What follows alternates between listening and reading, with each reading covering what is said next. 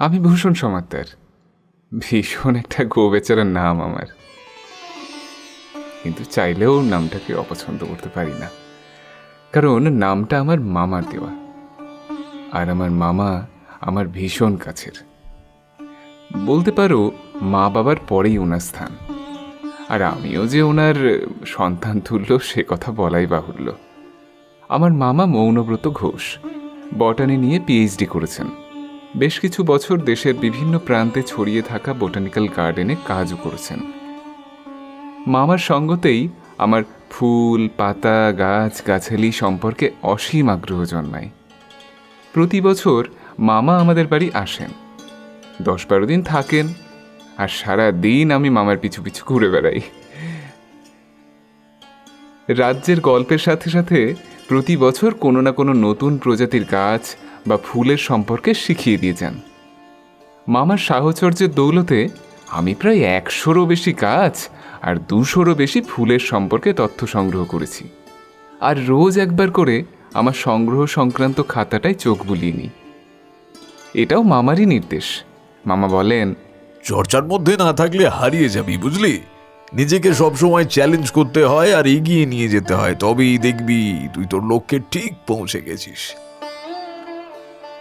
বাবা বলেন, মনু নিজেও বনে বাজারে ঘুরে বেড়ায়, আর ছেলেটাকেও এবার নিজের চেলা বানিয়ে নিয়েছে। আমি কে ভূষণকে চেলা বানানোর?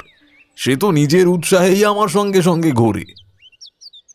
বাবা যাই বলুক আর যতই অসন্তুষ্ট হন না কেন, প্রতি বছর আমি মামার অপেক্ষায় থাকি যে মামা কবে আসবে আর মামার থেকে আরও নতুন নতুন গাছপালা ফুলের গল্প শুনব।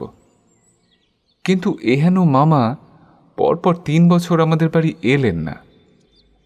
এমনকি বাবা নিজে থেকেও বারবার মামাকে ফোন করে আসতে বললেও প্রতিবারই মামা আসবো, সুযোগ পেলে আসবো, বা এখন কাজের খুব চাপ ইত্যাদি বলে আমাদের বাড়ি আসাটা নাকচ করতে লাগলেন। কিন্তু শেষমেশ বাবা মামাকে ফোনে বলেই ফেললেন, হ্যাঁ রে, তুই কি আমার উপর রাগ করেছিস? এবার একটু সুযোগ করে চলেই আয়। ভূষণটা প্রতিবারে ভাবে যে তুই আসবি, শেষে যখন তুই আসতে পারিস না তখন বেচারার মনটা ভেঙে যায়।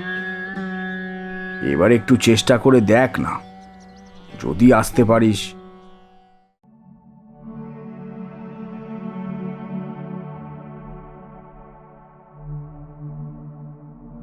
বঙ্গ সাসপেন্স ইউটিউব চ্যানেলে আপনাদের স্বাগত।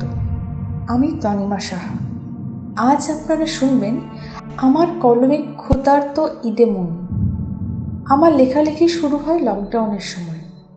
আগে ঐচ্ছিকভাবে লিখলেও লকডাউনের সময় লেখালেখিটাকেই প্রফেশন করার কথা চিন্তা করি। বিভিন্ন ফেসবুক পেজ সহ বিভিন্ন নামী অনামী অনলাইন অফলাইন দেশি বিদেশি পত্রিকায় আমার লেখা ছেপেছে।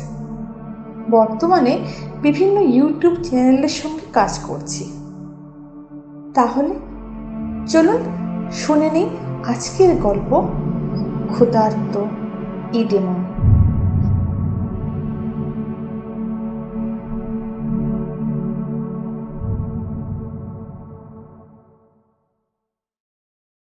বাবা ফোনটা স্পিকার অন করে কথা বলছিলেন, তাই আমি ও মা সবটাই শুনতে পাচ্ছিলাম। বাবা ও কথাটা বলার পর মামা উত্তরে বললেন, আরে না না জামাই বাবু, কি যে বলো, তোমার কথায় কি কখনো রাগ করেছি? হ্যাঁ, যে এখন করব? আসলে এখানে একটি জটিল অনুসন্ধানে ব্যস্ত আছি, কাজটা একটু গুছিয়ে নিয়েই আসবো, কেমন? তারপর আরেকটু টুকটাক কথা বলে বাবা ফোনটা রেখে দিলেন। আমার একটু রাগই হলো। মা তো বলেই ফেললো, কি জানি, বুঝি না বাপু, অত কি অসুবিধা কে জানে, খালি কাজ আর কাজ। সে ছোট থেকেই দেখে আসছি, কিছু একটা নিয়ে পড়লেই হলো, ওটা শেষ না দেখা পর্যন্ত কিছুতেই ছাড়বে না। আমার শুধু দীর্ঘশ্বাস বেরিয়ে এলো। পরপর 5টা বছর পেরিয়ে যাওয়ার পরও মামার কোনো পাত্তা নেই। ওই ফোনেই যা একটু মামার সঙ্গে কথা হয়। ষষ্ঠ বছরেও যখন জানালেন যে তিনি আসতে পারবেন না, তখন সিদ্ধান্ত নিলাম এবারও যখন মামা আসতে পারলেন না, তখন আমিই যাব ওনার কাছে। মা মামার জন্য খুবই চিন্তা করতে থাকেন। আমি যদি মাকে একটু চিন্তামুক্ত করতে পারি, তাই সেই চেষ্টায় মামার সাথে দেখা করতে যাওয়ার জন্য বেরিয়ে পড়লাম। প্রথম দিকটায় কিছুটা আপত্তি করলেও পরে মা বাবা কেউই আপত্তি দেখাননি। তাছাড়া আমি তো এখন 18তে পা দিয়েছি, ওই প্রাপ্তবয়স্ক হয়েই গেছি, তাই একা একা যাতায়াতে কোনো সমস্যাই নেই। যদিও ফোনে মামা বারবার নিষেধ করছিলেন আসার জন্য, কিন্তু আমি সিদ্ধান্তে অটল। মামার থেকে ঠিকানাটা আর যাতায়াতের পথটা জেনে নিয়েছিলাম। মামা এখন নাগাল্যান্ডের উংমা নামক একটা গ্রামে থাকছেন এবং কিছু একটা জটিল গবেষণা করছেন। উংমা গ্রামের কাছাকাছি শহর হল মককচং। সেখানে একটি রেল স্টেশনও আছে। আমি আসাম পর্যন্ত প্লেনে গেলাম, তারপর এয়ারপোর্ট থেকে গাড়ি করে মককচংয়ের দিকে রওনা হয়ে গেলাম। যদিও মককচং যাওয়ার আরও অন্য পরিবহন ব্যবস্থা রয়েছে, কিন্তু মামা বারবার করে বলে দিয়েছিলেন এয়ারপোর্ট থেকে যেন আমি গাড়ি নিয়ে তবে যাই, কারণ অন্য পরিবহন ব্যবহার করতে হলে রাস্তাঘাট চেনাটা খুবই জরুরি, যেটা আমার কাছে তেমন ছিল না। আর তাছাড়া মামা মককচং পর্যন্ত চলে আসবেন, তাই গাড়ি ভাড়া করলে মামা আর আমি ওই একই গাড়িতে উংমা গ্রামে চলে যেতে পারবো। মককচং থেকে উংমা গ্রাম 3 কিলোমিটারের পথ, দেখতে দেখতেই বেরিয়ে যাবে। আসাম রাজ্যটা বড়ই সুন্দর, কিন্তু এবারে সফরে হয়তো আসাম ঘোরাটা হবে না। সে নাই হোক, আমি কিন্তু তাতেও মহা খুশি। কতদিন পর মামার সাথে দেখা হবে, কত কথা জমে আছে। সবচেয়ে যেটাতে আমার কৌতূহল সেটা হলো মামার গবেষণার বিষয়, কারণ মামা এই গবেষণাটি করার আগে বেশ কয়েকবার অ্যামাজন অরণ্যে গিয়েছিলেন। আমি বারবার জিজ্ঞাসা করা সত্ত্বেও তিনি আমাকে অ্যামাজনে যাওয়ার কারণটি কিছুতেই বলেননি, শুধু বলতেন সময় এলেই জানতে পারবি। আমার কেন জানি না ভীষণ নিগূঢ় অনুভূতি হচ্ছিল যে মামার গবেষণার সাথে এই আমাজন অরণ্যের কিছু গভীর সংযোগ সূত্র রয়েছে। আর তাছাড়া কে না জানে, যারাই উদ্ভিদতত্ত্ব বা প্রাণীতত্ত্ব নিয়ে কাজ করেন তাদের জন্য অ্যামাজন হলো রহস্যের রসদ।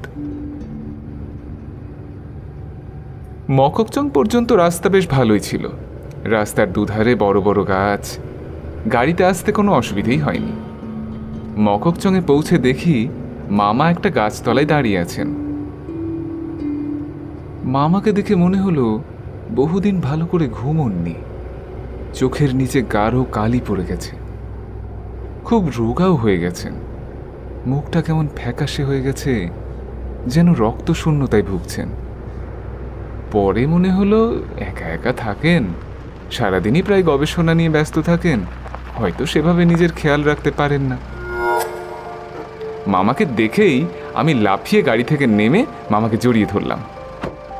একটু জোরেই মনে হয় জড়িয়ে ধরেছিলাম। মামাকে জড়িয়ে ধরতেই মামা কাঁকিয়ে উঠলেন। আমি তাড়াতাড়ি মামাকে ছেড়ে দিয়ে বললাম, লাগলো মামা? আরে না না, আসলে কি বলতো, ওই বয়স হয়েছে তো, তাই আর কি। চলো মামা, গাড়িতে ওঠো। গাড়িতে ওঠার সময় দেখলাম মামা কেমন ঝুঁকে ঝুঁকে আর খুঁড়িয়ে খুঁড়িয়ে হাঁটছেন। কিছু বলতে গিয়েও থেমে গেলাম। ভাবলাম দাঁড়িয়ে দাঁড়িয়ে মামা নিশ্চয়ই ক্লান্ত হয়ে গেছেন আর পায়ে হয়তো জিম ধরে গেছে। খুব কষ্ট হলো মামাকে ওই অবস্থায় দেখে। কি প্রাণবন্ত আর হই হুল্লোড়বাজ ছিলেন মামা, আর এখন কেমন একটা হয়ে গেছেন। অজান্তেই চোখ দিয়ে এক ফোঁটা জল বেরিয়ে এলো। গাড়িতে বসে মামা বললেন, তুই না এখানে না এলেই পারতিস, বুঝলি?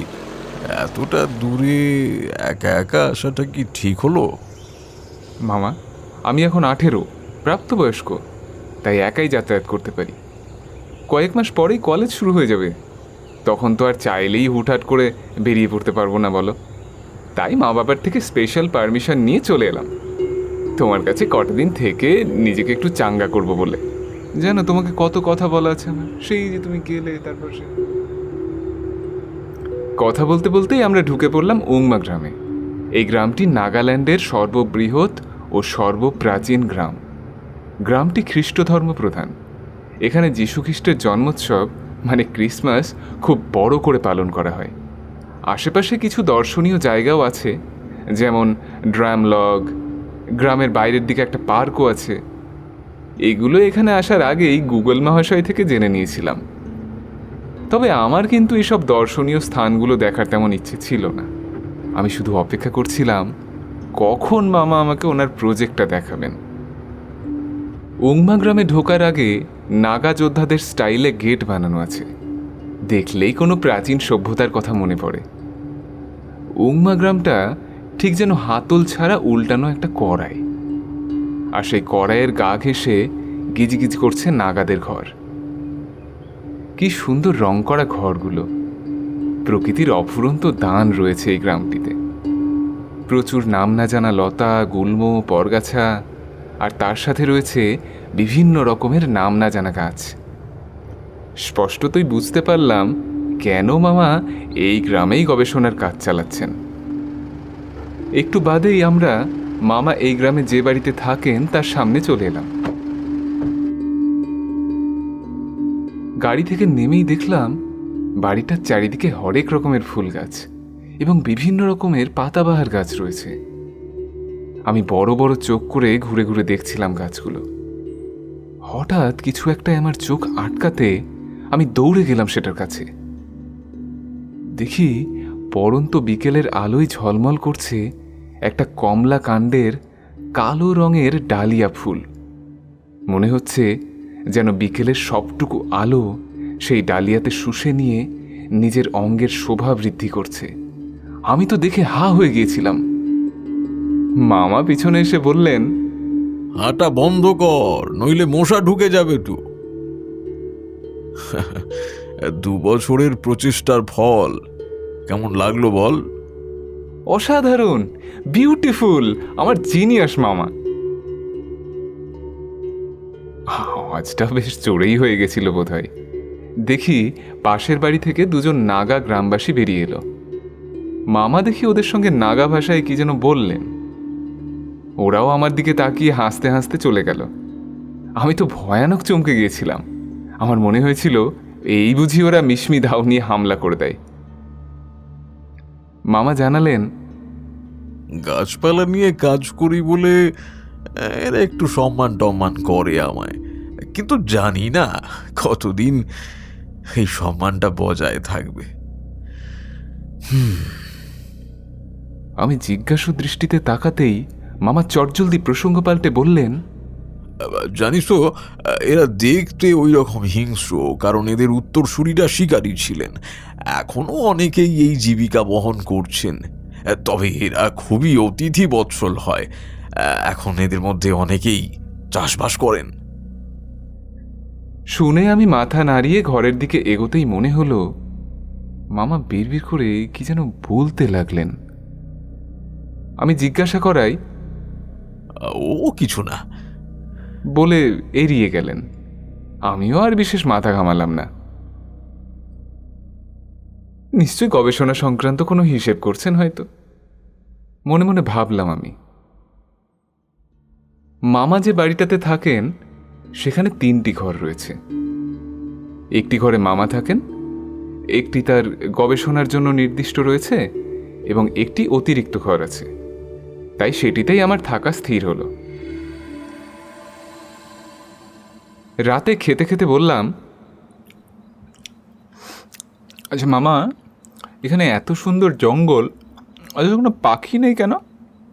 এমনকি মককচংয়ের রাস্তায় যদিও কিছু কিছু পাখি, কিছু বন্য শূকর, একটা হরিণও নজরে এসেছিল, কিন্তু গ্রামে ঢোকার পর থেকেই আর কোনো প্রাণী বা পাখি তো নজরে এলো না।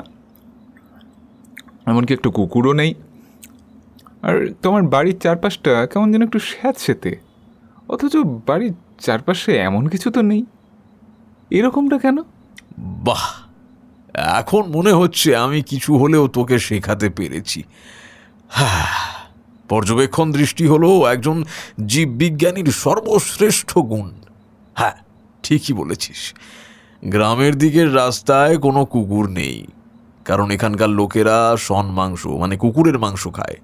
আমি একটা বিশেষ রাসায়নিক ব্যবহার করি পোকামাকড় আর সরীসৃপকে দূরে রাখার জন্য, তাই বাড়িটা স্যাঁতস্যাঁতে। আর তাছাড়া এখানে বাতাসের আর্দ্রতা প্রায় ৭৬%, তাই অন্যান্য জায়গা থেকে দিকটা একটু বেশি স্যাঁতস্যাঁতে। কিন্তু মামা, নাগারা তো কুকুর পোষে, তাই না? আর এই জায়গায় আশেপাশে কি নির্ঝুম, অথচ তেমনটা তো হওয়ার কথা নয়। ওরে বাবা, এটা গ্রাম রে, এখানে লোকজন তাড়াতাড়ি খেয়ে দিয়ে ঘুমিয়ে পড়ে। তাছাড়া তুই শহর থেকে এসেছিস বলে তোর একটু বেশি নিঝুম মনে হচ্ছে। আসলে কি বলতো, জঙ্গল প্রধান জায়গাগুলো একটু নিঝুমই থাকে। নে নে নে, এবার এবার খেয়ে নে দিই তাড়াতাড়ি, খাবার ঠান্ডা হয়ে যাচ্ছে। বললেন বটে মামা, কিন্তু ঠিক মানতে পারছিলাম না আমি। কোথাও একটা যেন আমার খটকা লাগছিল, কেমন জানি মনে হচ্ছিল কিছু তো একটা লুকোনোর চেষ্টা করছে মামা। আমি খাওয়া দাওয়া সেরে মুখ ধুয়ে নিয়ে নিজের ঘরে গেলাম। বিছানার উপর আধশোয়া হয়ে বাড়ি থেকে নিয়ে আসা আমার প্রথম অভিযান এই বইটি পড়তে লাগলাম। একটু পরে মামা এলেন আমার ঘরে, বললেন, কিরে, শুয়ে পড়েছিস নাকি? না মামা, এই শোবো, একটু পড়ছিলাম। এসো এসো, ভেতরে এসো। মামা ঘরে ঢুকে একটা চেয়ার টেনে বসে বারে বারে হাত কচলাতে লাগলেন। এই শারীরিক ব্যবহারটি সম্পর্কে আমি জানি। যখন কেউ কিছু বলতে চাইছে অথচ পারছে না বলতে, তখন এই ব্যবহার করে বলে শুনেছি। তুমি কিছু বলবে মামা? দেখো, জানি তুমি হয়তো অসন্তুষ্ট হয়েছো, কেননা তোমার বারণ সত্ত্বেও আমি এখানে চলে এসেছি। ঠিক আছে, তুমি চিন্তা করো না মামা, আমি কালই মককচং ফিরে যাব। সেখানে কোনো একটা হোটেলে থেকে যাব। এমনিতেই আমার পরশুর ফ্লাইট করা আছে, তোমাকে দেখে নিয়েছি, ব্যাস, আর কি চাই। আমি কালই ফিরে যাব। হ্যাঁ, খুব পাকা হয়েছিস না? আমি কি সে ব্যাপারে এখন কিছু বলেছি তোকে? আমার মনটা খারাপ হয়ে গেল।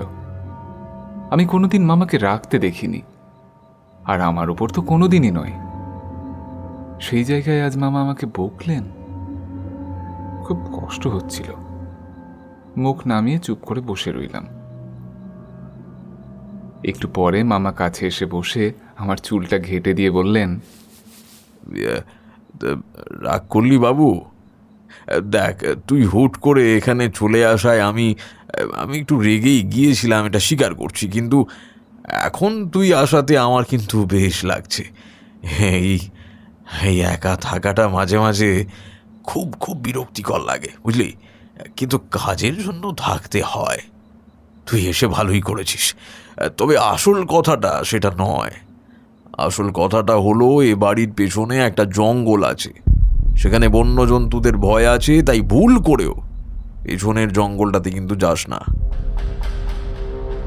কিন্তু মামা, আমি এখানে এসে তো একটাও বন্য প্রাণী তো দূরস্থ একটা শেয়ালের ডাকও শুনতে পাইনি। ওরে বাবা, সব বন্য প্রাণীদের কি শব্দ থাকে নাকি রে? কিছু কিছু প্রাণীর নাম নিঃশব্দ মৃত্যুও থাকে, যারা কোনো শব্দ ছাড়াই আমাদের চরম ক্ষতি করে দিতে পারে। নিঃশব্দ মৃত্যু? বলো কি মামা? মামা কোনো কথা না বলে চুপচাপ উঠে চলে গেলেন। সেই ঝুঁকে ঝুঁকে খুঁড়িয়ে খুঁড়িয়ে হেঁটে বেরিয়ে গেলেন। আমি মনে মনে ভাবলাম, সে কি রে বাবা, এখনো মামার পায়ে ঝিম ধরে আছে? কি হচ্ছে ব্যাপারটা?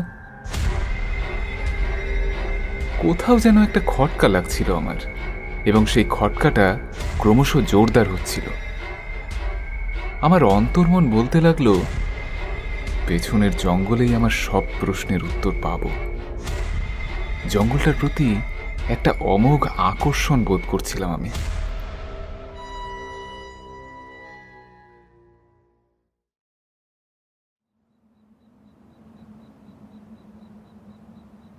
রাত তখন গভীর।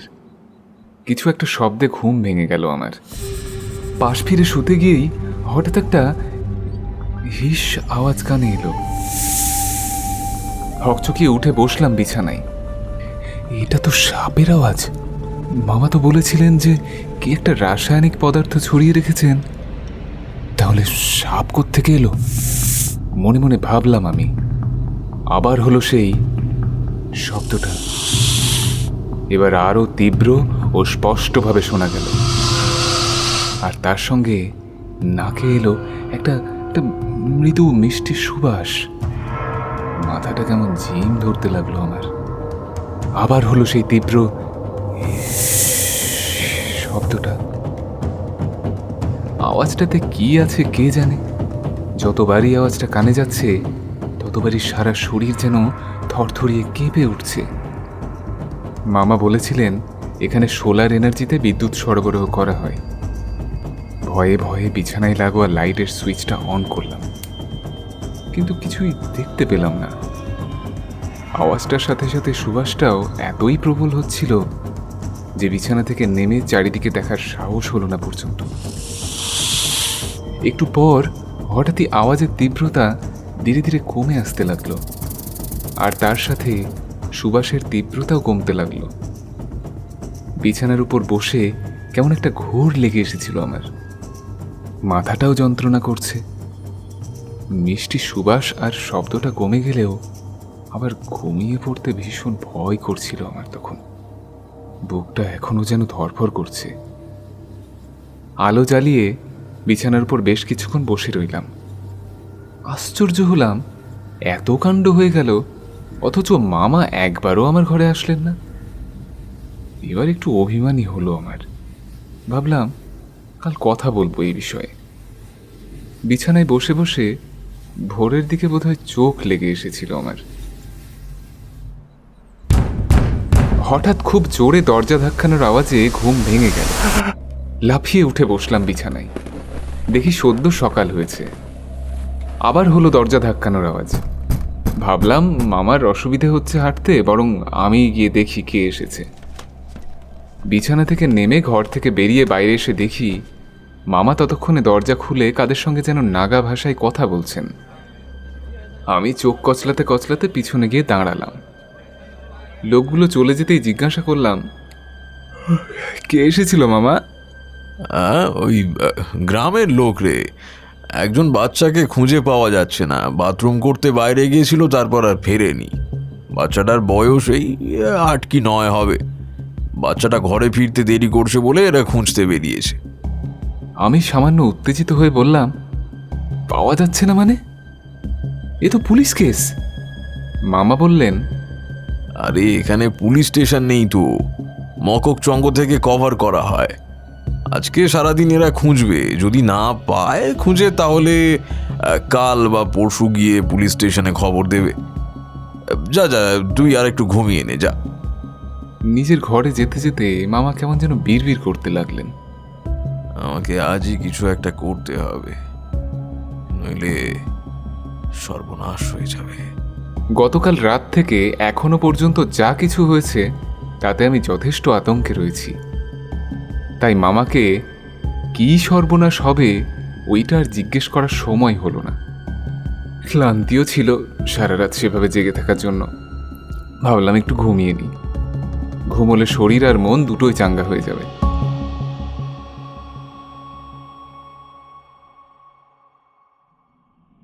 মামা এসে না ডাকলে হয়তো আরো ঘুমোতাম। উঠে দেখি রোদ ঝলমল করছে চারিদিকে। মামা ঘরের জানালাটা খুলে দিয়েছিলেন, সেখান থেকে সকালের রোদ এসে মুখে পড়ছে। জানালা দিয়ে হালকা হাওয়াও আসছে। আমি বিছানায় উঠে বসলাম। এখন জানালা দিয়ে মামার ফুল গাছগুলো দেখা যাচ্ছে। রৌদ্রোজ্জ্বল একটি সুন্দর সকাল, কিন্তু তাও কি যেন একটা নেই। অবশ্য বেশি ভাবার সময় পেলাম না। মামা আবার ডাক দিলেন, এই ভুসু, উঠেছিস বাবা? হ্যাঁ মামা। তাহলে ব্রাশ করে নে না, জল খাবার, ব্রেড টোস্ট আর এগ স্ক্র্যাম্বল আছে, ঠান্ডা হয়ে যাবে তো। যা যা যা, তাড়াতাড়ি ব্রাশ করে নে। আমি উঠে বেসিনের সামনে গিয়ে ব্রাশ করে নিলাম।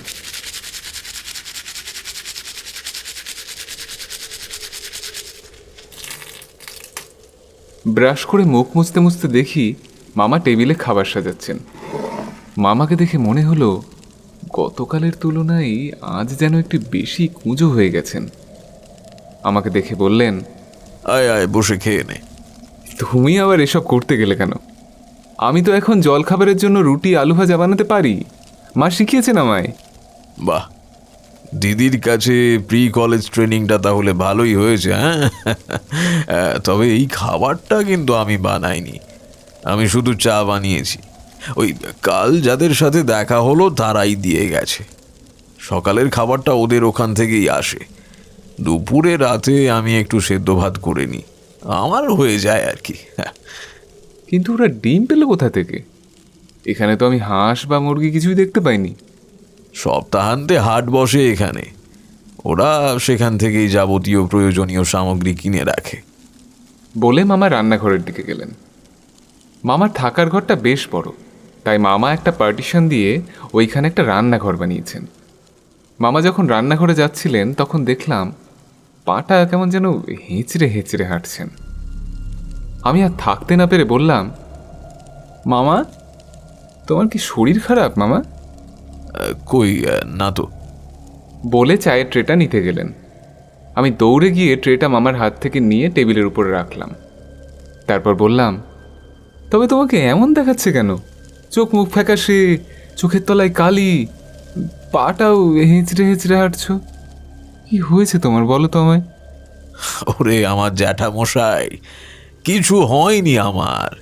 আরে বাবা, পায়ে মাসল ক্র্যাম্প হয়েছিল রাতে, তাই হাঁটতে একটু অসুবিধা হচ্ছে, এর বেশি কিছু নয়। মামার মাসেল ক্র্যাম্প হয়েছিল, তাই আমার ঘরে আসতে পারেননি। মাসেল ক্র্যাম্প হলে সত্যিই হাঁটতে খুব অসুবিধে হয়। মনে মনে ভাবলাম আমি। আমার তাও কোথাও যেন একটা খটকা লাগছিল, কিন্তু খটকার কারণটাও সঠিকভাবে নির্ণয় করতে পারছিলাম না। জলখাবার খেয়ে নিজের ঘরে এসে আমার প্রথম অভিযান এই বইটা নিয়ে আবার বসলাম। পড়তে পড়তে হঠাৎ কি খেয়ালে দেওয়ালের দিকে চোখ যেতে দেখলাম কখন সকাল 11টা বেজে গেছে। মনে হলো অনেকক্ষণ মামার আওয়াজ পাচ্ছি না, একবার দেখে আসি কি করছেন। মামা তো আমাকে প্রজেক্টটা দেখালেনই না। যদি কথা বলে কিছু জানা যায় প্রজেক্টটা সম্পর্কে, দেখি। সেই আশায় মামার ঘরের দিকে পা বাড়ালাম। ওনার ঘরে গিয়ে দেখি উনি হাত পা গুটিয়ে ঘুমোচ্ছেন। ডাকতে গিয়েও ডাকলাম না। মনে মনে ভাবলাম, মামা যখন ঘুমোচ্ছে আমি সে ফাঁকে পিছনের জঙ্গলটা একবার ঘুরে আসি। এমনিতেও এখন আমার কোনো কাজ নেই, তাছাড়া জঙ্গলটাও আমাকে খুব টানছে। দিনের বেলায় আশা করি তেমন কিছু অসুবিধে হবে না। তাই আর দেরি না করে বেরিয়ে পড়লাম। জঙ্গলের দিকে যেতে যেতে দেখলাম এটা পুরনো জঙ্গল নয়, শুধু ছোট একটা জঙ্গলের অংশ মাত্র। আরেকটু এগোতেই বুঝতে পারলাম এটা ঠিক প্রাকৃতিক উপায়ে সৃষ্ট জঙ্গল নয়, যেন কেউ নিজের হাতে জায়গাটা বানিয়েছে। যতই দেখছিলাম ততই বেশ অবাক হচ্ছিলাম। জঙ্গলটির মধ্যে কিছু কিছু গাছ আমার চেনা, যেমন Leyland cypress, green giant arborvitae, quaking aspen, silver maple. এই গাছগুলো হলো প্রধানত বর্ণসংকর মানে হাইব্রিড প্রজাতির গাছ। এগুলো খুব কম সময়ের মধ্যেই বড় হয়ে যায়। স্পষ্টতই বুঝতে পারলাম মামা নিজের কাজের সুবিধার্থে কৃত্রিম উপায়ে এই জঙ্গল বানিয়েছেন। এই জন্যই হয়তো গ্রামবাসীরা মামাকে শ্রদ্ধা করেন। কিন্তু মামা সর্বনাশ কথাটা ব্যবহার করলেন কেন? মনে মনে ভাবলাম আমি। মামার সৃজনশীলতা নিয়ে সন্দেহ আমার কোনো কালেই ছিল না, এখন আরও অভিভূত হয়ে গেলাম। জঙ্গলের মধ্যে হাঁটতে হাঁটতে বেশ গভীর চলে এসেছিলাম। লক্ষ্য করলাম এখানে কোনো পাখি বা জন্তু জানোয়ার কিচ্ছু নেই। তবে কি জঙ্গলটা কৃত্রিম উপায়ে সৃষ্ট বলেই এরা এখানে নেই? কিন্তু সেটা তো হবার কথা নয়। সকালে কি মিসিং ছিল সেটা এখন ঠাহর করতে পারলাম। সকালেও কোনো পাখির আওয়াজ শুনতে পাইনি। মনটা কেমন যেন একটা অশনি সংকেত দিচ্ছিল আমায়। আরো কিছুটা ভেতরে যেতেই একটা তীব্র আষ্টে পচা গন্ধ এলো নাকে। চারিদিকে চোখ ফেরাতেই কিছু পাখির পালক নজরে এলো। ভালো করে দেখার জন্য আমি হাঁটু গেড়ে বসলাম। দেখলাম মাটির উপরে আবছা হয়ে আসা কিছু চতুষ্পদ প্রাণীর গায়ের ছাপ রয়েছে, কিন্তু খুব একটা স্পষ্ট না হওয়ায় কি জাতীয় প্রাণী তা বুঝতে পারলাম না। আর তাছাড়া সে ব্যাপারে আমি খুব একটা অভিজ্ঞও নই। কিন্তু আবছা হলেও একটা পায়ের ছাপ বেশ স্পষ্টভাবেই আমি শনাক্ত করতে পারলাম। সেটা ছিল একটা বাচ্চার পায়ের ছাপ। মুহূর্তেই বিদ্যুৎ ঝলক খেলে গেল আমার মাথায়। এটা কি সেই হারিয়ে যাওয়া বাচ্চাটির পায়ের ছাপ? উত্তেজনায় কাঁপতে লাগলাম আমি। দুরু দুরু বুকে আরেকটু এগোতেই পচা গন্ধটা আরো তীব্রতর হলো। হাত দিয়ে নাক চেপে চারিদিকে গন্ধের উৎস খুঁজতে লাগলাম। হয়তো একটু আনমনা হয়েই পড়েছিলাম, হঠাৎ দড়াম করে পিছলে পড়ে গেলাম। আশ্চর্য, এই শুকনো মাটিতে আছাড় খেলাম। নিজেকে একটু বকেই দিলাম। মামা সবসময় বলেন অজানা জায়গায় একটু সাবধানে পা রাখতে। উঠে দাঁড়াতে গিয়ে দেখি অধুর একটা ছোট বাচ্চার পায়ের চটি পড়ে আছে। তাড়াতাড়ি হাতে ভর দিয়ে উঠে দাঁড়াতে গিয়ে দেখি হাতের তালুতে ভেজা ভেজা কি যেন ঠেকছে। দাঁড়িয়ে হাত বাড়াতে গিয়ে দেখি সাদা কি যেন লেগে আছে হাতে। হাতটা প্যান্টের পিছনে মুছে নিয়ে সামনের দিকে তাকাতেই আমার চোখ ছানা বড়া হয়ে গেল। দেখলাম চতুর্দিকে জঙ্গলের মাটির উপর ছত্রাক আর শ্যাওলায় ভরে আছে। তার মানে হাতেও আমার ওটাই লেগেছিল।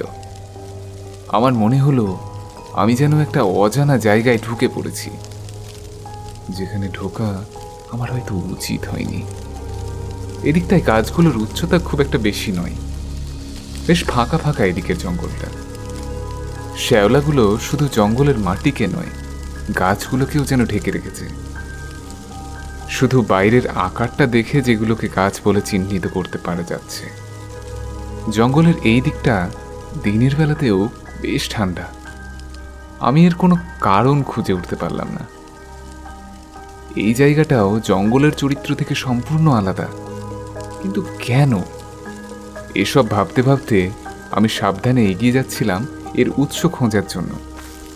উত্তেজনার পারদ তখন ভয়কেও হার মানিয়েছে। হঠাৎ কানে এলো, ভিতর থেকে যেন আবার শিহরিত হয়ে উঠলাম। তারপরেই নাকে এলো একটা মিষ্টি সুবাস। উফ, এই সুগন্ধটা পুরো ঘোর লাগিয়ে দেয় যেন।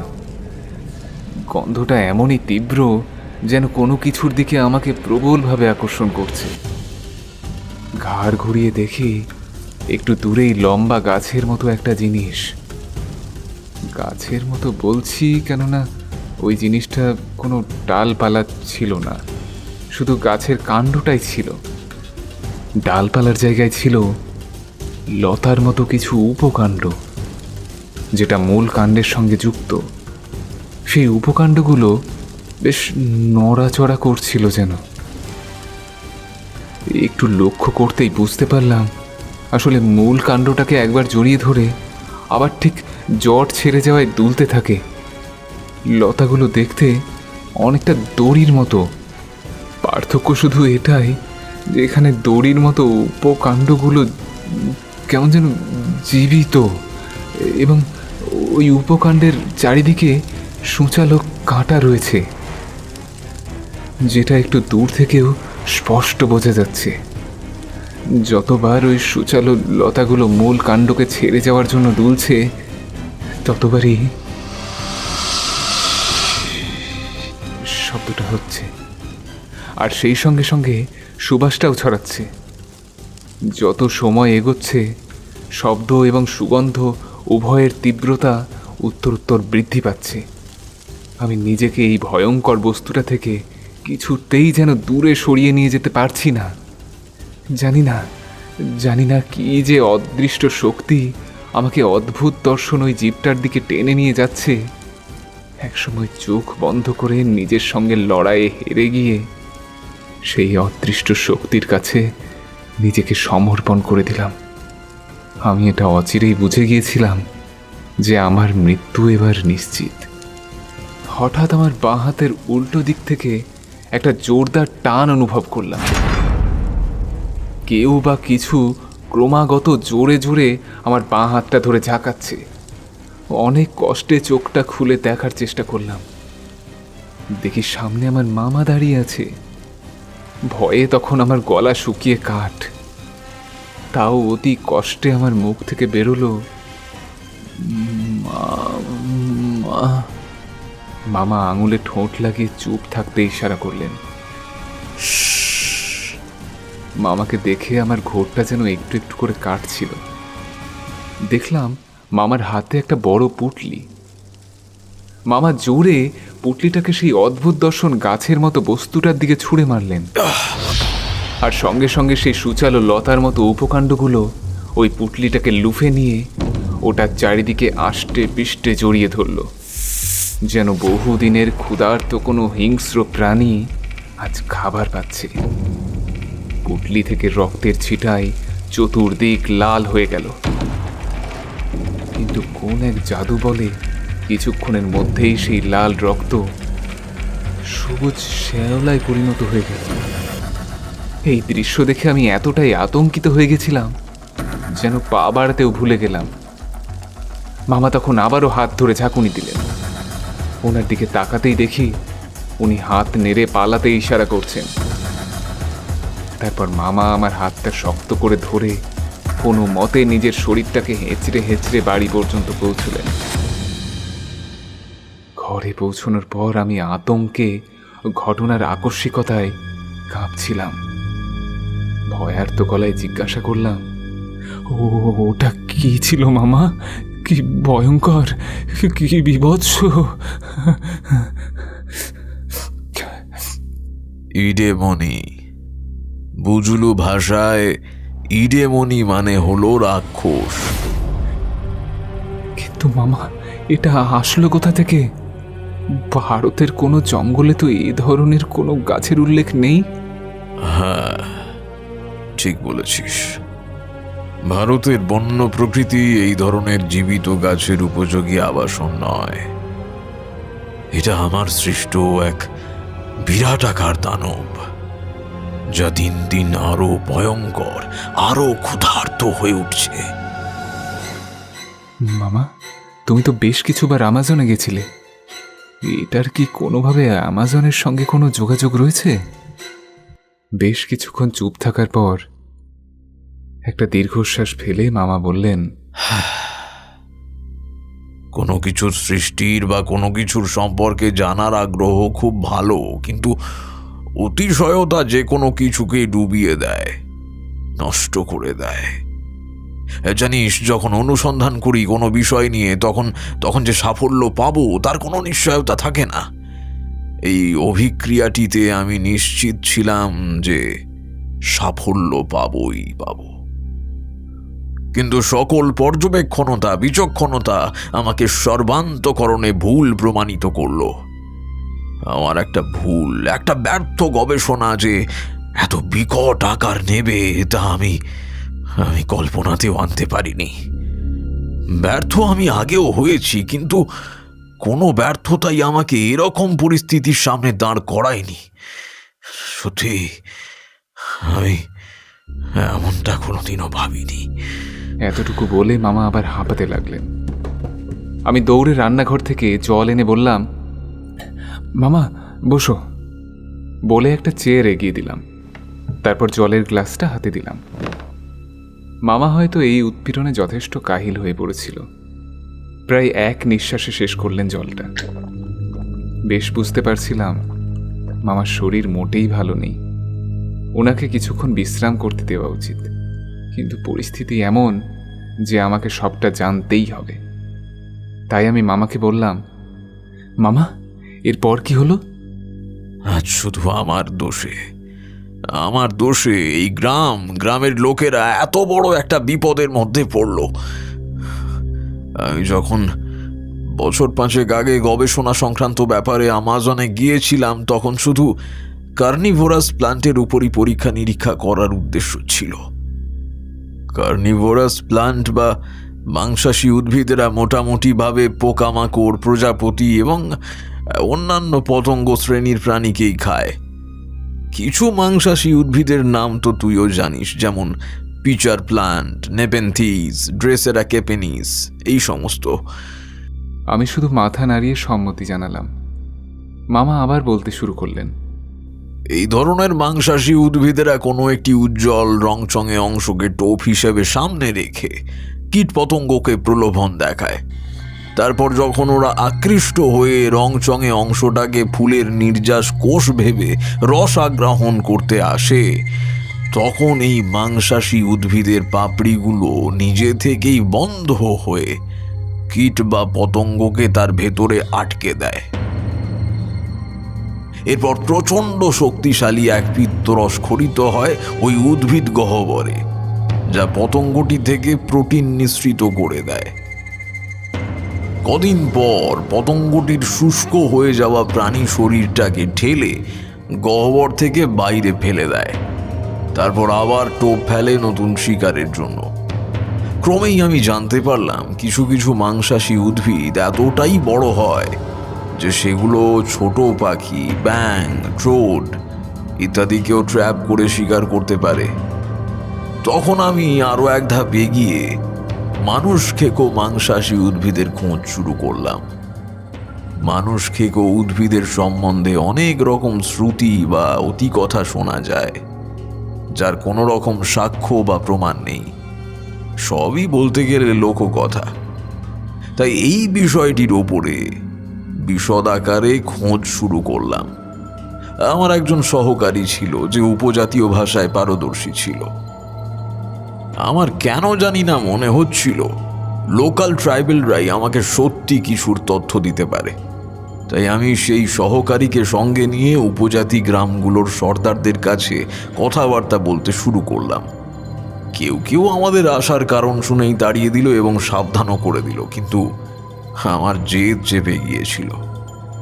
তারপর আরও খোঁজ নিয়ে জানতে পারলাম দ্য সার্পেন্ট ব্রাঞ্চ, একটি ম্যান ইটার গাছের খোঁজ পেলাম। এই বিশেষ প্রজাতির গাছের খোঁজ করতে করতে আমি অ্যামাজন থেকে আফ্রিকায় গিয়ে সেখানের গভীর অরণ্যের প্রত্যন্ত অঞ্চলে পৌঁছে গেলাম। পেলামও কিছু তথ্য। সেই তথ্যকে পুঞ্জীভূত করে কিছু মাংসাশী উদ্ভিদের বীজকে নিয়ে শুরু করলাম নতুন গবেষণা। কত রাত যে ঘুমোইনি, কতদিন যে খাওয়া দাওয়া করতে ভুলে গেছি তার হিসেব নেই। অবশেষে এলো সেই দিন যেদিন আমার এতদিনের অক্লান্ত পরিশ্রম মাটির নিচ থেকে উঁকি দিল। আশ্চর্যজনকভাবে চারা গাছ তো হলো, কিন্তু তাতে কোনো পাতা গজালো না, শুধু কাণ্ডটাই ছিল। ভাবলাম কদিন পর নিশ্চয়ই পাতা গজাবে, কিন্তু না। পাতা গজানোর জায়গায় সেখানে কিছু লতার মতো জিনিস গজালো। আমি যখন উঙ্গমা গ্রামে এসেছিলাম তখন পেছনের দিকে ফাঁকা জায়গায় কিছু দ্রুতবর্ধক গাছ লাগিয়ে ছোটোখাটো একটা কৃত্রিম বন সৃষ্টি করেছিলাম।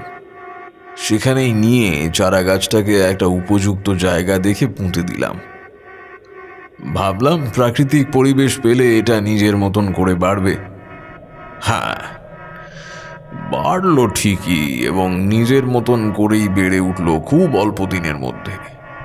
কিন্তু এটা নিজের খোরাক হিসেবে সূর্যলোককে নয়, বরং জীবন্ত বস্তুকে খোরাক হিসেবে নেয়। প্রথম বুঝতে পারিনি যে এটা এতটা ভয়ঙ্কর হবে।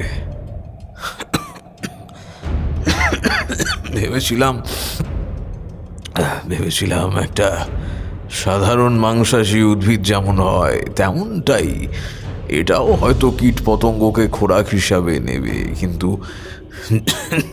যে মাত্র চারাটা একটু একটু করে বড় হতে লাগলো, তখন তার নতুন দুটো বৈশিষ্ট্য জন্মালো।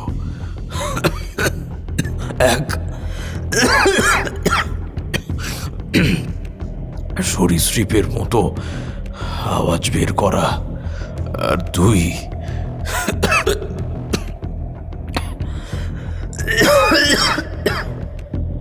শিকারকে নিজের দিকে আকৃষ্ট করার জন্য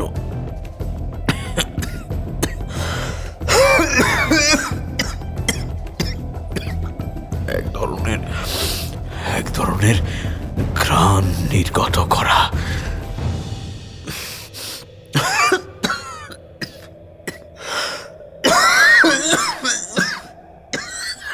এটুকু বলার পর মামা প্রচণ্ডভাবে কাশতে লাগলেন। আমি দেখলাম কাশতে কাশতে মামার মুখ দিয়ে রক্ত বেরোচ্ছে। আমি কি করব কিছুই বুঝে উঠতে পারছিলাম না, শুধু অস্ফুটে বলে উঠলাম, মামা তুমি ঠিক আছো?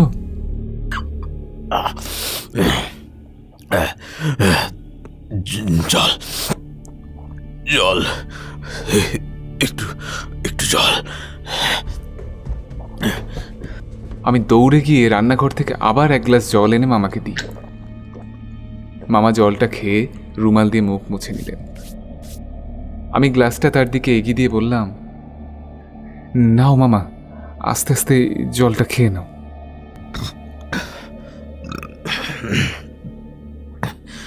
বাবু বাবু, আমাকে একটু ধরে ধরে আমার গবেষণার ঘরে নিয়ে চল তো। আমি মামাকে ধরে ধরে নিয়ে গেলাম ওই ঘরটাই। যেতে যেতে আমি সব হিসেব মেলাতে লাগলাম। ওই মিষ্টি ঘোর লাগানোর সুগন্ধ, সেই হিস আওয়াজ, এখন সব কিছুরই মানে বুঝতে পারছিলাম।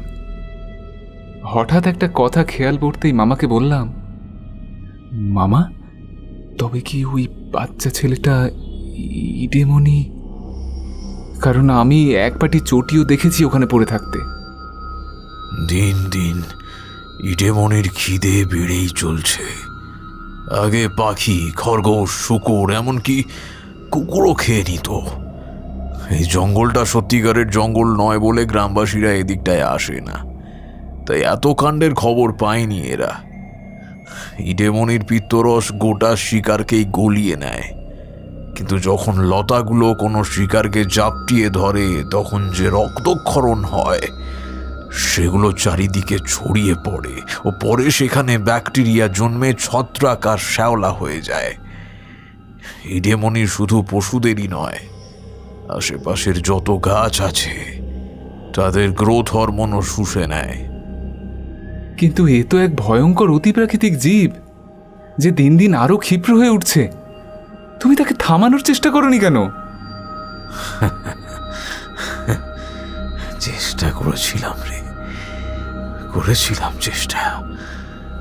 যখন দেখলাম হঠাৎ করেই পাখিদের আনাগোনা কমে যাচ্ছে আর ছোট পশুগুলো নজরে আসছে না, তখন কিছু একটা সন্দেহ করে সাবধানতাবশত একটা বিশেষ স্থবির দ্রবণ আর মিশুমি দাও নিয়ে গিয়েছিলাম জঙ্গলের ভেতরে। পৌঁছে দেখি আমি যা কল্পনা করেছিলাম পরিস্থিতি তার থেকেও ভয়ঙ্কর। ইডেমনি যে এত বিকট আকার নেবে আমি সেটা ভাবতেও পারিনি। সঙ্গে সঙ্গে মনস্থির করলাম একে এক্ষুনি এই মুহূর্তেই শেষ করে দিতে হবে, নইলে বড়ই বিপদ। আমি যে মাত্র স্থবির দ্রবণটা ছড়িয়ে দিয়ে মিশুমি দাও দিয়ে তার গোড়া কাটতে গেছি, অমনি সে তার সুচালো বিষাক্ত লতা দিয়ে আমার কোমরে জড়িয়ে ধরল। স্থবির দ্রবণ কিছুক্ষণের জন্য ইডেমনিকে স্থানু করে দিতে পারত, কিন্তু ইডেমনি ততদিনে এতটাই শক্তিশালী হয়ে গেছে যে স্থবির দ্রবণও কাজ করেনি। আমি দাওটা দিয়ে সেই লতা কেটে কোনো মতে পালিয়ে চলে আসলাম। পালিয়ে এলেও লতার বিষ আমার মধ্যে ঢুকে গেছে ততক্ষণে। স্লো পয়জন, বুঝলি, ধীরে ধীরে মৃত্যু হয়। ভাবলাম আমাকে আর একটা ট্রাই করতেই হবে, কিন্তু উপায় খুঁজে পাচ্ছিলাম না। এমন সময় তুই খুব জোরাজুরি করলি এখানে আসার জন্য। এই বিপদে তোকে আনতে চাইছিলাম না, কিন্তু পরে ভাবলাম আমার কারো একজনের সাহায্যের প্রয়োজন, যেটা আমি গ্রামবাসীদের কারোর থেকে নিতে পারবো না। বলে গায়ের শার্টটা খুললেন। দেখলাম মামার কোমরে পিঠে অসংখ্য গর্ত, আর সেই গর্তগুলো ফুলে রয়েছে। মামা বললেন, এই দেখ, এই দেখ, এগুলো এখন এগুলোতে পচন ধরেছে। আমার আমার সময়ও ফুরিয়ে এসেছে, হয়তো আর বেশি দিন বাঁচব না, কিন্তু আমি মরার আগে ওই ইডেমণিকে শেষ করে যাব। আমি তখন কাঁপা কাঁপা গলায় বললাম, তাহলে বাচ্চাটাও হয়তো ইডেমনির কবলেই পড়েছে। মামার দিকে তাকিয়ে বললাম, মামা, কথাটা জানতে পারলে গ্রামবাসীরা আমাদেরকে ছাড়বে না গো। চিন্তা করিস না, আমি একটা উপায় বের করেছি। মামা গোলাপি রঙের একটা সিরাম বার করে আমার হাতে দিয়ে বললেন, এটা একটা বিশেষ প্রকারের রাসায়নিক পদার্থ। সেদিন যখন স্থবির দ্রবণ কাজ করলো না, তখন মাথায় এই বুদ্ধিটা এসেছিল। এই গোলাপি সিরামটা দাহ্য পদার্থ। এই সিরামটা ইডেমনির যতটা পারা যায় ততটা কাছে ছড়িয়ে দিতে হবে। এই সিরামের নিজস্ব কোনো গন্ধ নেই। ইডেমনিকে জীবন্ত কিছুর টোপ দিয়ে সিরামটা ছড়িয়ে দিয়ে আগুন ধরিয়ে দিলেই কেল্লা পথে। কিন্তু আমরা কিসের টোপ দেব? কিছু তো রাখা নেই। যা কাঁচা মাংস ছিল সেটাও তো তখন আমাকে বাঁচাতে পুটলিতে করে ইডেমনিতে ছুঁড়ে দিয়েছিলে তখন। আমি নিজেকেই টোপ বানাবো বসু। না না না না, এ হতে পারে না। আমি মা বাবাকে গিয়ে কি বলবো? না মামা, এ হতে পারে না। তুমি দেখো, নিশ্চয়ই কোনো অন্য কোনো উপায় থাকবে। কি এছাড়া আর কোনো উপায় নেই রে। সে জীবন্ত রক্ত মাংসের জন্য ক্ষুধার্ত, আর অন্য কাউকেই আমি এই বিপদে ফেলতে পারবো না। তাছাড়া আমি মৃত্যু পথযাত্রী। এক্ষেত্রে আমি যথোপযুক্ত। আমার চোখ দিয়ে টসটসিয়ে জল পড়তে লাগলো। আমি জানি মামা খুব জেদি, যা ভেবেছেন সেটাই করবেন। আমাকে বললেন যে জিনিসপত্রগুলো গুছিয়ে নিতে। সিরামটা আমার হাতে দিয়ে একটা চিঠিও আমার হাতে ধরিয়ে দিয়ে বললেন, এটা রাখ, ফিরে গিয়ে পড়িস।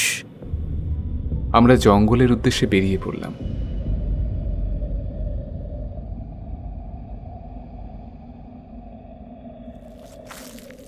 সঠিক জায়গায় পৌঁছে দেখি রক্ত মাংসের গন্ধে লতাগুলো আবার চুলের জটার মতো খুলে হাওয়ায় উড়ছে।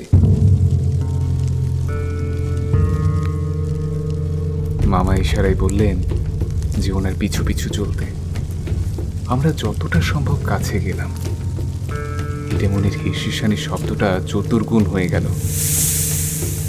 আমরা মাস্ক পরে এগোচ্ছিলাম, তাই মিষ্টি সুবাসটা আমাদের ঘোর লাগাচ্ছিল না। একটা নির্দিষ্ট স্থানে এসে মামা ইশারায় আমাকে থামতে বললেন।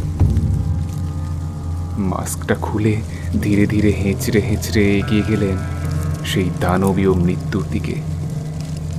আমার চোখ যেন ঝাপসা হয়ে আসছিল, কিন্তু ভেঙে পড়লে চলবে না। আমাকে একটা গুরু দায়িত্ব পালন করতেই হবে। আমিও মামার থেকে খানিকটা তফাৎ রেখে পিছু পিছু এগিয়ে গেলাম।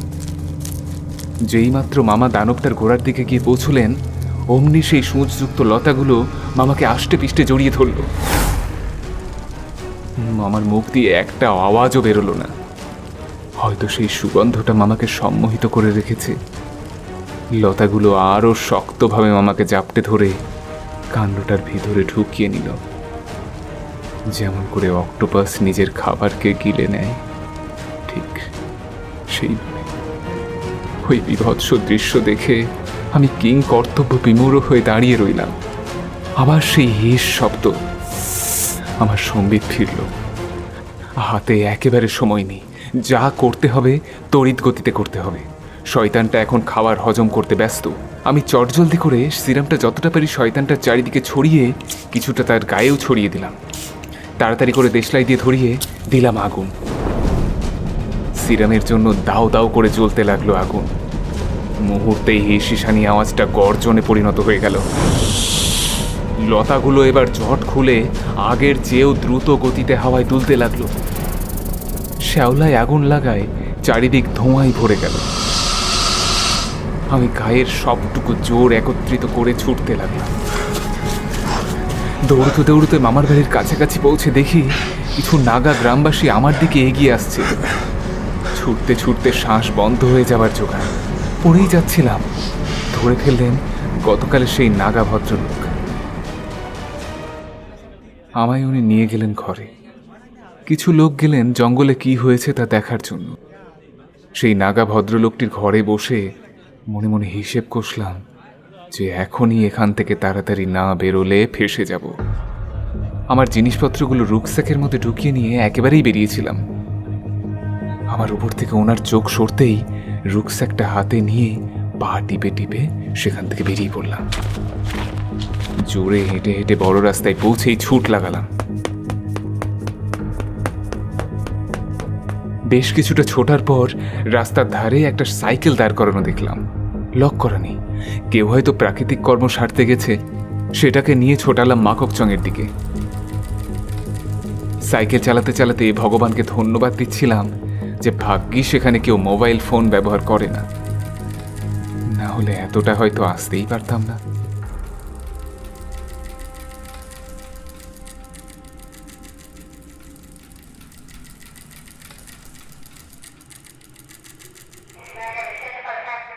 স্টেশনে পৌঁছে দেখি একটা ট্রেন দাঁড়িয়ে আছে। स्टेशन मास्टर के हिंदी ते जिज्ञासा करलाम, ये ट्रेन कहाँ जाएगा? गुवाहाटी, लेकिन 2 मिनट में ही तो ये रवाना हो जाएगा। चट करे फाइन दिए टिकिट केटे उठे पड़लाम ट्रेने। ट्रेने बसे मने मने 33 कोटी देवदेवीके एकसाथे स्मरण करते लागलाम। যখন ধীরে ধীরে ট্রেন চলা শুরু হলো এবং আর কেউ আমার খোঁজে স্টেশনে এলো না, তখন গিয়ে প্রাণের স্পন্দন আমি পুনরায় অনুভব করলাম। ভগবানের অশেষ কৃপায় আমি ঠিকঠাক বাড়ি পৌঁছে গেছিলাম।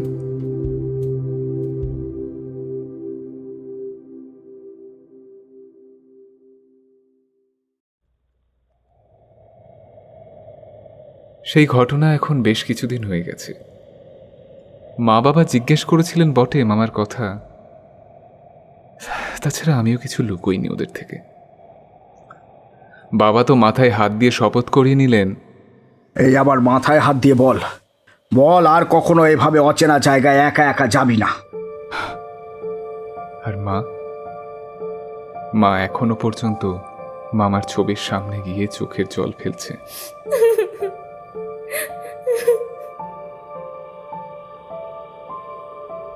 এসবের মধ্যে একদিন কাভারটা পরিষ্কার করতে গিয়ে রুকস্যাকটা দেখতে পেলাম। তখন মামার দেওয়া চিঠিটার কথা হঠাৎ মনে পড়ল। এমন অবস্থায় ছিলাম যে চিঠিটার কথা খেয়ালই করেনি। কাভার থেকে রুকস্যাকটা নামিয়ে চিঠিটা বের করে পড়তে শুরু করলাম। আমার আদরের ভূষণ, চিঠিটা যখন পড়ছিস তার মানে সুস্থ শরীরে ওই জায়গা থেকে বেঁচে ফিরে এসেছিস। তুই এখানে আসবি শুনেই এই চিঠিটা লিখতে বসলাম। জানি সামনাসামনি হয়তো তোকে কথাগুলো বলতে পারবো না, তাছাড়া আমার কাছে সময়ও খুব কম। মৌঝুরির সাথে আলাপটা হঠাৎই হয়ে গেল। সেই আলাপ থেকে বন্ধুত্ব পর্যন্ত গড়াতে বেশি সময় নেয়নি। একদিন মৌঝুরি বলল যে সে প্রেগন্যান্ট, কিন্তু সে সময় আমি কোনো রিলেশনশিপের দায়িত্ব নেবার মানসিকতায় ছিলাম না। মৌঝুরি অনাথ ছিল, তাই সে অনুরোধ করলো যাতে বাচ্চাটা জন্মানোর সময় পর্যন্ত তাকে যেন আমার কাছে থাকার অনুমতি দিই। মৌঝুরি বেশ চৌখস ফটোগ্রাফার ছিল, তাই আর্থিকভাবে সে সক্ষম ছিল। সে বলেছিল যে তার কাছে কোনো একটা কাজের জন্য অফারও আছে, তাই আমার টেনশনের কোনো কারণ নেই। বড় মিষ্টি মেয়ে, সবার জন্য সে ছিল সমান। দিদি মৌঝুরিকে বেশ পছন্দ করত।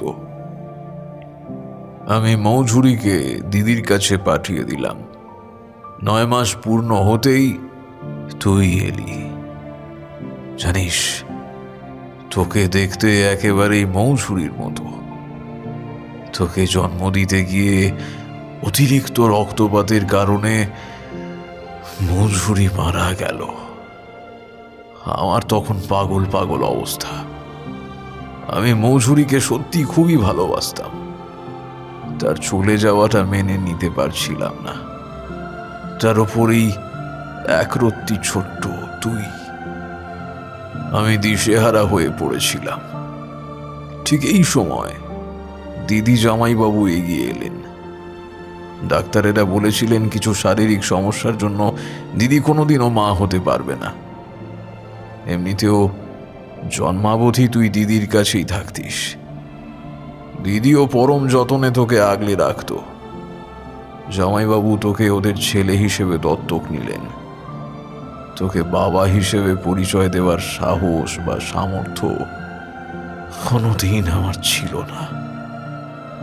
যেদিন দেখলাম আমার মতো তোরও গাছপালা ফুলের প্রতি উৎসাহ আছে, বিশ্বাস কর, সেদিন আনন্দে আমার বুকটা ফুলে উঠেছিল। আজ জীবনের শেষ বেলায় তোকে সত্যি কথাটা বলে কিছুটা যন্ত্রণা লাঘব করলাম। ভালো থাকিস বাবা, সুস্থ থাকিস। ইতি তোর হতভাগ্য বাবা, যে কোনোদিনও তোর থেকে বাবা ডাকটা শুনতে পেল না।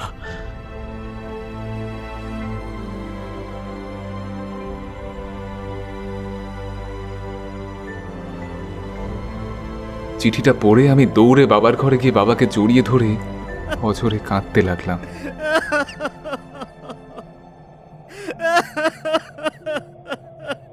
আরে আরে কি হলো? কাঁদছিস কেন? আহা, কি হলো ভূষণ? কাঁদছিস কেন বাবা? হ্যাঁ, শান্ত।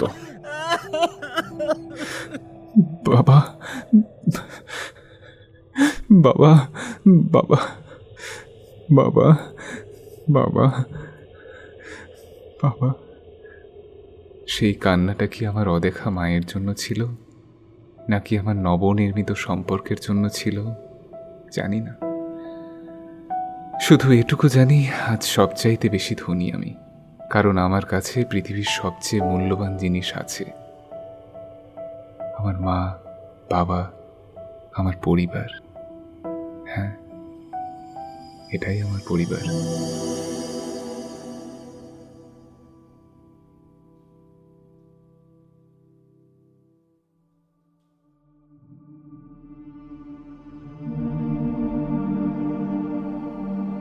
আপনারা শুনলেন লেখিকা তনিমা সাহার কলমে ক্ষুধার্ত ইডেমণি। গল্পের নাট্যরূপ ও গল্প পাঠে আমি অমিত সরকার। এছাড়া বিভিন্ন গুরুত্বপূর্ণ চরিত্রে কণ্ঠ দিয়েছেন কৌশিক ব্যানার্জি, শুভদীপ ঘোষ, স্নিগ্ধা ভট্টাচার্য ও আমি অমিত সরকার। সাউন্ড এডিটিং সায়ন দত্ত, শব্দ সংযোজনে দেবরাজ, প্রচ্ছদ এঁকেছেন সৌম্যদীপ ভূঁই। সমগ্র পরিচালনা এবং পরিবেশনায় টিম লোককথা। লেখিকা তনিমা সাহাকে অনেক ধন্যবাদ এই প্রয়াসে আমাদের সঙ্গে থাকার জন্য। কেমন লাগলো আজকের গল্পটি অবশ্যই আমাদের কমেন্ট করে জানান।